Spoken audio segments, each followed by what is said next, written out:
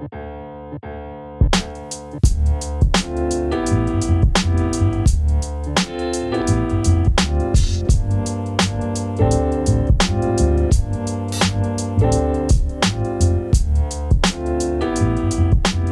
ora e hoa mā, anei anō māua ko tāwharau me etahi akoranga mamau o Toa Jiu-Jitsu.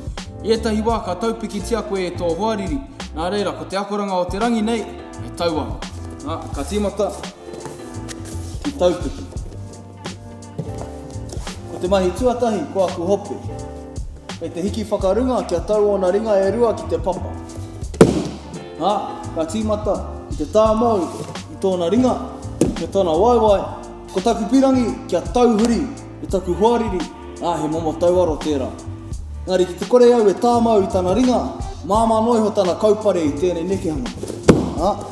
Nā reira, me kaha taku tāmau i te ringa, kia piritata ki tōna tinana, me aukati hoki i te waiwai, ka tahi, ka pei ngā hope.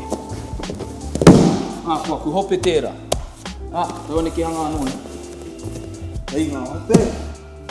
Tāmau te ringa, aukati te waiwai. Tauaro. Me mātua mōhio koutou ki ngā tauaro, kia pai tō puta i ngā wāhi mōrearea pērā i te taupiki. Kia kaha.